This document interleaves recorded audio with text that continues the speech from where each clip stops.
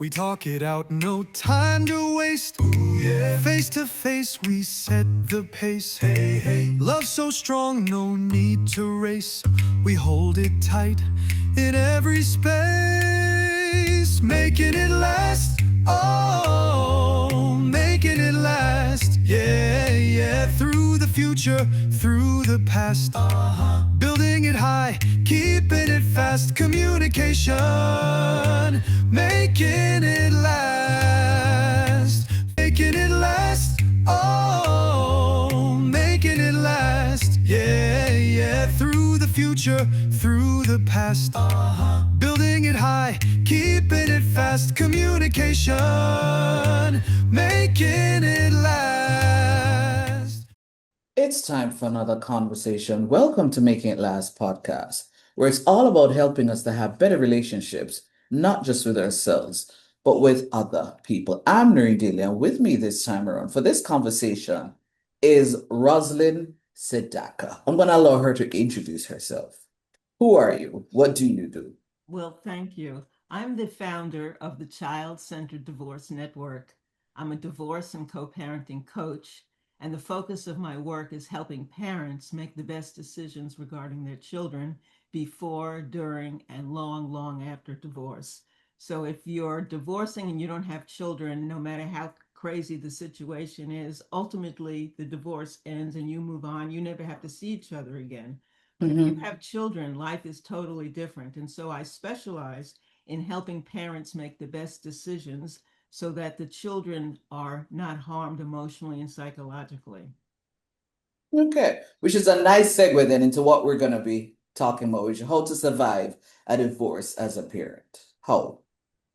Yes.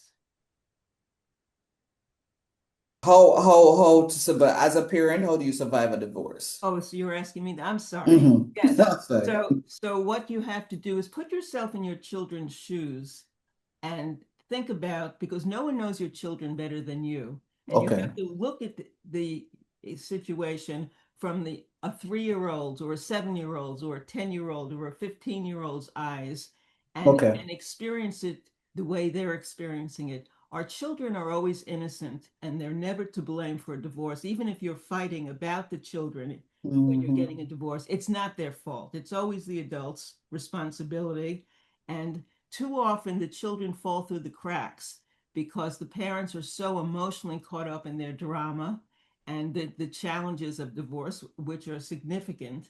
And the children become a second level, and the parents are so caught up in what they're going through that they're not fully aware of how it impacts the children. And it's, of course, much harder for children because they don't understand anything about what's going on. Even older teens, Mm-hmm. still, they don't have the brain capacity to understand the complexities of relationships, as you know, adults don't. And so that's how we get into the messes we get into.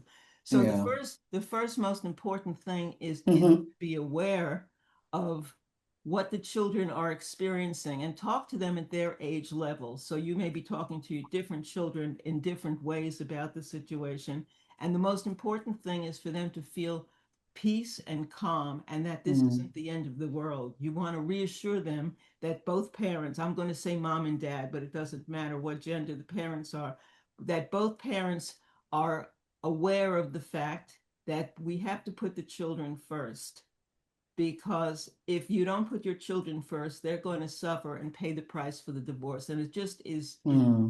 harmful for them, and it scars them for life. We all know people who have uh, children who have suffered through divorce, and we know adults who are children of divorce and who have suffered, and we don't want that to happen to our children, and it doesn't have to. So the first, there's certain things that we want to remind the parents Okay. You never said to be. do, and Mm-hmm. one of the worst, most egregious, is fighting around the children. Mm-hmm.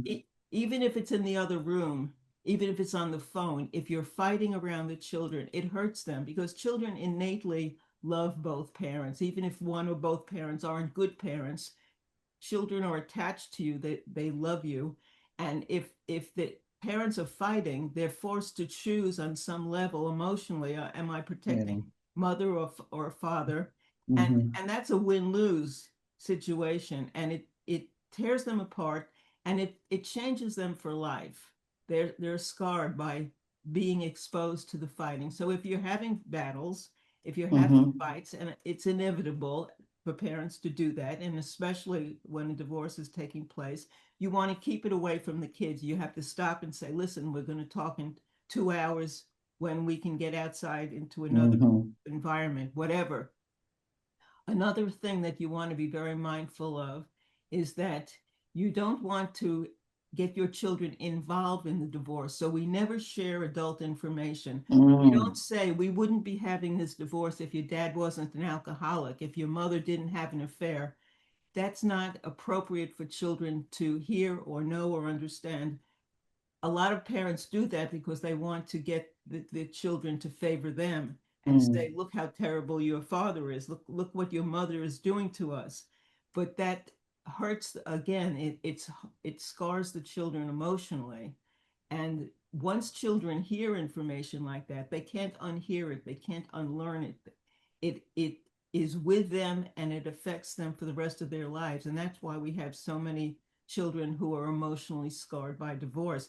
It doesn't have to be that way. And that's the good news. If parents are mindful about the decisions they make and the choices they have, then they can protect their children. If when your child's an adult and your child's 25 or 30 years old and you want to talk to them about what happened during the divorce, that's Then a you can do different that. choice you can have. But until your children are adults, they shouldn't be privy to adult information. So when they ask questions, which they're inevitably going to do, you want to say to them, this is between mom and dad, and it's something that adult problem, you can't possibly understand. You can't help us. And so what we don't want to do is rob our children of their childhood. Children deserve to be able to play and learn about growing up with their friends and from their friends, and go to school and deal with all the challenges that life gives them in our culture. There's bullies, there's lots of stress and pressures on children. We don't need to add extra pressure and stress on them because we are getting a divorce. We want to simplify their lives as much as possible. We talk it out, no time to waste. Face to face, we set the pace. Love so strong, no need to race. When you enter a marriage, there is no way divorce is on your mind. However, it could happen. And especially as a parent, you need to be mindful of how you go through that process so your children aren't emotionally scarred. That's a conversation we're having, and we're going to continue the conversation after we take a break and get a word from our partners. All right, so we're just taking a brief time out for a moment to say a big thank you to our MC, Noreen Daly. She did a wonderful job, and I would recommend her. I would recommend that you have her at any event that you have coming up. So from the Browns, thank you, Miss Daly. Thank you so much.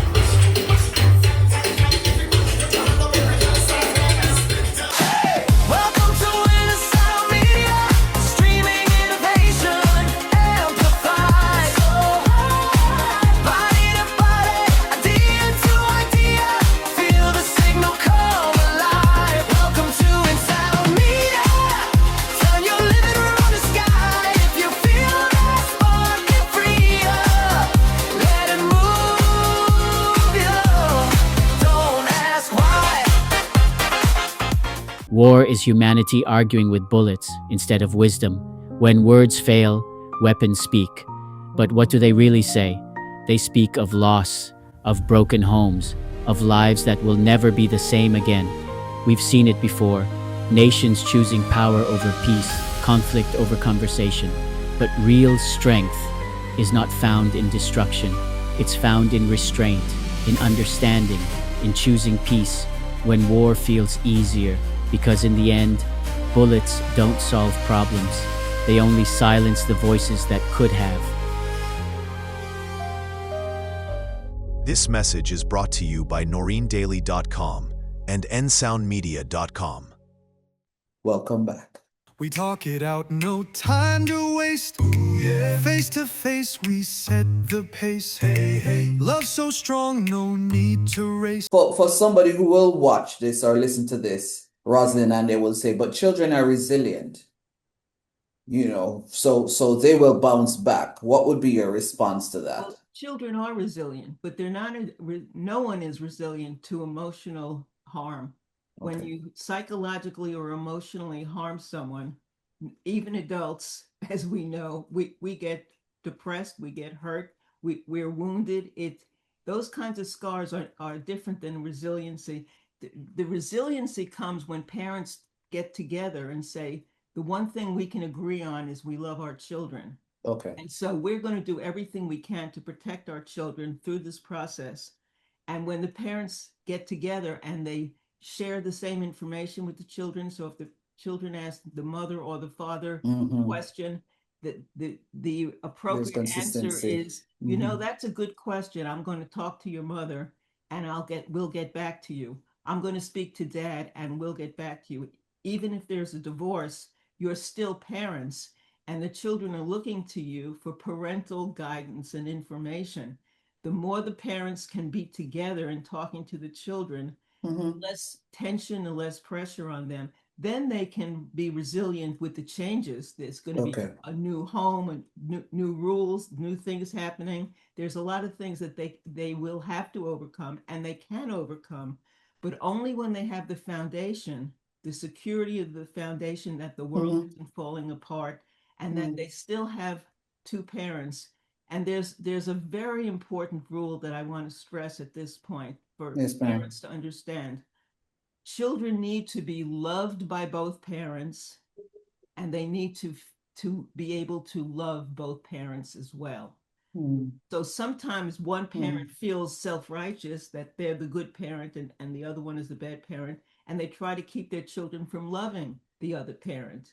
Mhm. Your mom doesn't deserve to be loved. Your dad doesn't deserve to be loved. He doesn't love you. He's a bad guy. Those When parents try to do that, they're trying to alienate one parent from the children. It harms them again, psychologically harms them because they feel guilty for still loving that other parent. They feel confused. They're unsure who to protect and whose side to take. It creates deep emotional problems for them. We need to let children love both parents and be able to be loved by both parents. Mhm. And when parents can do that, it lifts a lot of the pressure and tension off the divorce, and the kids can then be resilient and cope with the changes that are going to happen in their lives. So there's a difference between normal resiliency of coping with challenges and problems and emotional abuse that scars and wounds the children for a lifetime. Mhm. Well, in your experience, is it, and for want of a better word, I'm going to say easier. For what you've in your practice, is it easier on the children when they're younger, when the parents are divorced, having divorce, or is it the circumstances of divorce that sometimes make it more difficult? I'll be honest on what I'm asking. That's a great question. And Mhm. it's easier on one level, the younger children, because the younger Okay. children have less to complain about and Okay. they're less judgmental. The older the child, the more opinionated, the more judgmental, Okay. the more they'll take sides. Also, Okay. the more experience they have, perhaps when life was better. 5 years ago, Ah. life was better, or 2 years ago, life was better. So Okay. the older children can be much more difficult. The teenagers can be much more difficult. But the wounds, the emotional wounds and scars can happen to children at any age and Okay. at any stage, Okay. because if they're not feeling supported Mm-hmm. and they're feeling the world's falling apart and neither parent is there to support them, that's when they fall apart. And fall apart meaning suddenly they're doing poorly in school, Mm-hmm. suddenly they're becoming aggressive or bullying, suddenly they're becoming very introverted and shy, and they're no longer playing with friends. Some of them start thinking about suicide. Others start thinking about being aggressive and playing with guns and things.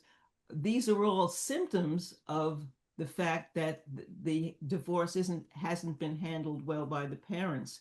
And it's a sign that the parents may have to make a shift in what they're saying and doing. And of course, bringing children to therapists is very important if the children are showing those signs. But my goal is to eliminate that before it happens so that parents don't have those problems. If you're talking to the children and they're feeling supported, if you don't badmouth the other parent in front of the children, that's equally important. So you never put down the other parent. Then the children have the ability to say, hey, can I call mom tonight when they're at dad's house? Can I speak to dad? Is it okay if I go here with dad? When the parents aren't forcing them and competing with one another, then life can go on in a smoother, happier way. And I have lots of clients who have very positive experiences all through the divorce because they understand this. They get it, and the children are able to accept the changes step by step by step and move on and have a happy life. I didn't mention my own story, and I think this might be a good example. Okay.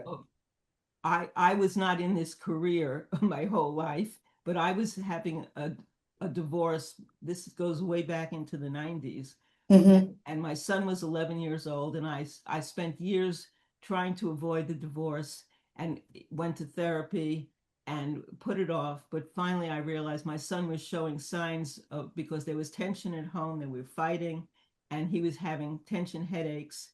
And I realized that the divorce would be a better outcome for everyone in the family. Wow. And so my husband and I made the decision. And the one thing we agreed on, which was very fortunate, is that we did love our son. My ex was a good father. And so we agreed that we were going to do everything we could to make sure my son didn't fall through the cracks and get hurt through the process. And that's where I learned all of these things is from my own experience. So we learned how to co-parent, how to raise him, how to avoid fighting and all of that. And we raised my son to an adult. And one day when he was in his early 20s, he came to me out of the blue, literally out of the blue. And he said, you know, Ma, you and Daddy did a really good job with the divorce. And I just want to thank you, because most of my friends whose parents divorced either hate their parents or are very angry at them. And I think you guys did a very impressive job. And I'm so happy that you were my parents. And I let out such a sigh of relief because I was feeling, you have a lot of guilt because you don't know what you're doing when you go through this experience. And that's when I realized that I had learned so much about what to do and what not to do and how to undo some of the situations if you made bad decisions. And that's when I decided I founded the Child-Centered Divorce Network, became a divorce and co-parenting coach, and I'm celebrating my 20th anniversary this year. Beautiful, beautiful, beautiful, beautiful. As we're wrapping up the conversation, Rosalind, you said a lot, but if there is one thing you'd want to say to somebody who's going through a divorce right now, and how to best do this so the child isn't emotionally scarred, what would that one idea be? That's a great question. Remember that you, as a parent, are a role model for your children. They are watching you and they are learning from you, not from what you say, the lectures, but from what you do. They are watching what you do. So those decisions that you make and the way you handle stress, the way you handle conflict with the other parent is how they're learning to be. And if you are a good role model, then your children will grow up to be good role models and learn from you. And if you're a poor example, then you're going to get the consequences, hurt your children unnecessarily, and have a much more difficult life raising them because they're going to be so angry and hurt that wounded children get very needy and make poor decisions in life. So the outcome is going to be totally different. That's why I'm so passionate about talking to people like you about this. Okay. Thank you so much for sharing, Rosalind. My pleasure. This was Making It Last podcast, where it's all about helping us to have better relationships, not just with ourselves, but with other people. I'm Noreen Daly. Until next time. We talk it out, no time to waste. Face to face, we set the pace. Love so strong, no need to race. We hold it tight in every space, making it last. Oh, making it last. Yeah, yeah. Through the future, through the past. Building it high, keeping it fast. Communication, making it last. Making it last. Oh, making it last. Yeah, yeah. Through the future, through the past. Building it high, keeping it fast. Communication, making it last.